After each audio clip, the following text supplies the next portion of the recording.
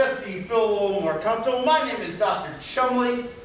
I am originally from San Antonio, Texas, Helotes, that area. Those who know that area. I was a member of the Saturday O'Connor FFA chapter.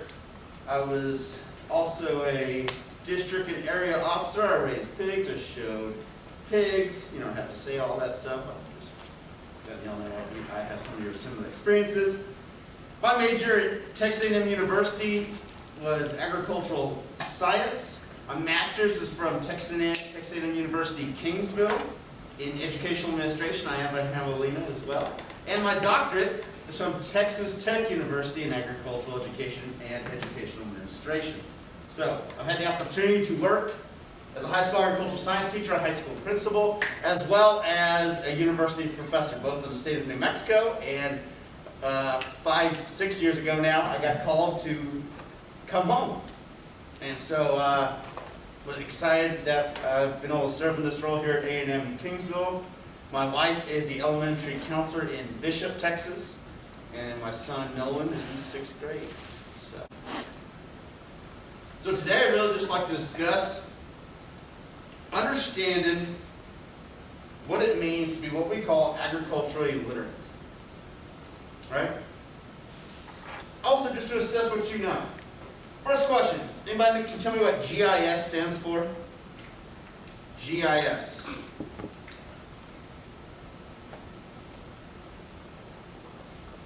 What about GPS? Everyone, pull up your phone. All right, y'all got a phone, so y'all know what GPS is since you got one. What is GPS? What does it stand for? You don't talk about how it works. What does it stand for? What letter does GPS stand for? Give me the first letter. When you look at the world spinning, it's a global. There you go. Global? Oh, all right. Global. Yeah, well, global, right? Got it. All right. What's the next word? If I move from here to here, I change my what? Position. Global positioning. Who owns do you own an Xbox or PlayStation? I used to. That's a gaming what? Starts with S. Gaming system, right? Yeah. Global positioning system. Anybody know how many Navstar satellites are in orbit at any one time to get that triangulation for GPS? How many? Is it? 27? It's roughly 37. It ebbs and flows. 35 to 40 Navstar satellites in orbit at any one time. That gives us this triangulation. You have to be able to reach coordinates from 3 of them to get an accurate position on GPS. That's why in some places, South Texas, you don't get GPS. Because satellites just don't reach that distance. All right. My favorite animal is a pig. They are the best animals. I don't care if you raise rabbits, they're not the best. Pigs are. Just kidding. Who raised sheep? Raise? All right. Keep your hands high, those who raise sheep. Lower your hand if you never got ringworm. Yeah, that's right. Okay. Point taken. All right. So let's talk about pigs. How many medical byproducts come from swine? I know. Pigs and people. Swine and people are very similar. Where we have a similar dermal system, which is skin and hair. How can those be used for medical byproducts? Skin grafts for burn victims. Very good. We have skin grafts for burn victims. Very good. Perfect throw. All right. What else? I see our high school educations were well done in our classes. Well, I could say the creed, by God. All right. What do you think? Have I heard of heart valve replacements? You can replace heart valves with swine heart valves. Insulin. Who needs to have insulin? Get too many of those donuts, you're going to need it. People who are diabetic, right? You have that's synthesized from pig blood. We even use pig blood for thickening paint. Guys, there's so many different things that we get from swine. And that's what makes it a miracle animal, because we can use every part of it. In this class, you will be doing applied math. Can someone tell me the area of a rectangle? It's the same as the area of a square.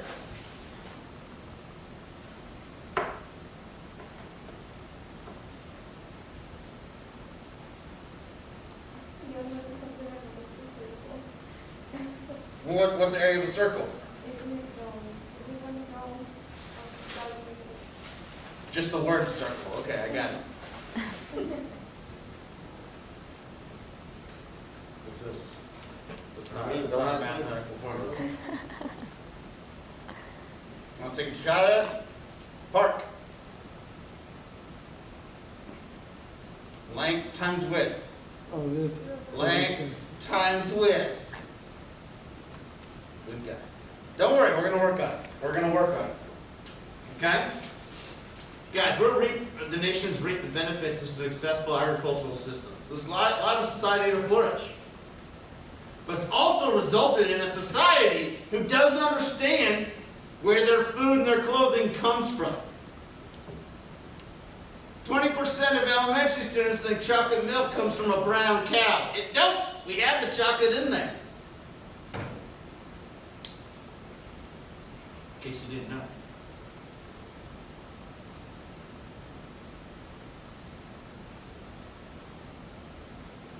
One person really learned something.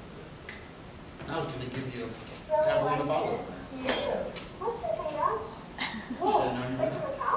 Uh-huh. Duh, actually, all wool comes from a cow. Does cashmere come from a cow too? Uh-huh.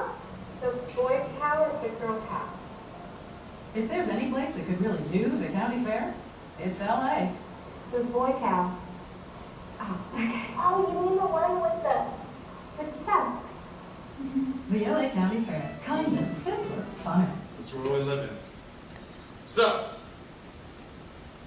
is there a boy cow? No. By definition, a cow is what?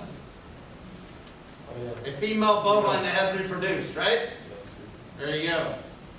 What's a female bovine that's not reproduced? Calf, right? Right. Or a heifer. Right, female bovine specifically, right, yes. Immature bovine is calf, right? Alright, an agriculturally illiterate person is defined as here. There's the bottom. An agriculturally illiterate person is defined as a person who understands and can communicate source and value of agriculture as it affects our quality of life. Guys, our goal is not just to teach you technical agricultural knowledge, but to have you be ambassadors of agricultural literacy. To be able to understand and help others understand and appreciate what agriculture is. I think it's amazing that 1% of the population produces for the other 99%. What do you think's happened to cause this change in the last 100 years? What has led to this advancement where 1% feeds the other 99%? What do you think's led to that? Urbanization. How would that have helped? Well, like now, like more people have other jobs, so I don't know. What do you think? Do you think availability and our shipping and our like having grocery stores and things like that to serve large groups, which in large cities, right? I mean, the industrialization within that, yeah, those systems have helped a ton. What else? Just think, but 100 years. Think about 100 years ago, 1920. Did it look a little different? Like more power machines. Okay. So mechanization, very good. Yeah. Mechanization, advanced mechanization. What else?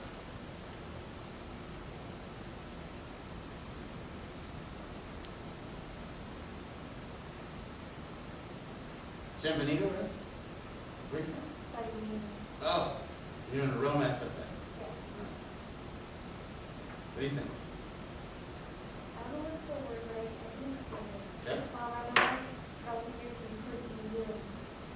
we better receive, so once they come in, they won't, instead of producing one corn, it can produce more. So we upgrade it or receive that. We've modified these organisms through selective breeding, right? As well as genetic modifications, GMOs, right? I guess there's an air of controversy to some people that if they don't truly understand what a GMO is, right?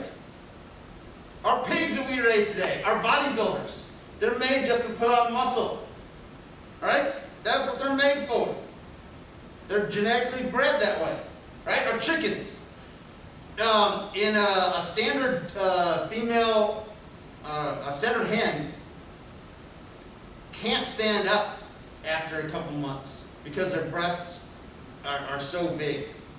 Because we bred them to have that breast meat. Because, right, it's not the thighs, it's the breasts. And they're so big, they can't stand up for very long. Well, that's a production poultry, right? We genetically bred them to just put on muscle. Because why? Why? Why do we bred them to put on muscle? Do you eat the bone? What do you eat? The muscle, right, the meat. The sarcomeres and mesomeres are in the muscle.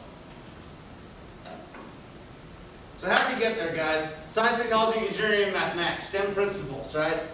The understanding to address labor and solve production environmental problems. Guys, our advancements in science have led to where we're at today. I think it's important when we're talking about agricultural literacy, we talk about how we're rooted in the core sciences, in biology, chemistry, geology.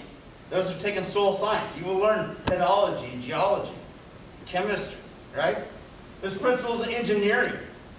There's principles of physics. There's principles of genetics, physiology, right? Animal science, think about it, there's a little bit of physiology in there. And this actually was stolen from Dr. David Reed at Texas A&M University. That's why it's focused, and he was one of my horticulture professors, but that's why it's focused on plant science. But I think there's a lot of branches in animal science. You can do poultry, all the different other areas of animal science. I think there's branches for agricultural mechanics as well in that tree. But I do think it's important to try to think of it in that way. Think how we're rooted in the sciences. Without the core sciences, you couldn't have agriculture. The agricultural science, right, which is the title of your degree. But I think it's also important, guys, when we're talking about agriculture, to understand the culture perspective as well. Leslie, if you can get the lights from, I get the lights on that side, I get the lights on this side. This guy, I think, really embodies the culture that we're talking about. My man was wearing this, I Not would be this. all over him. That smells really good. Smells like Day. God looked down on his planned paradise and said, I need a caretaker. So God made a farmer.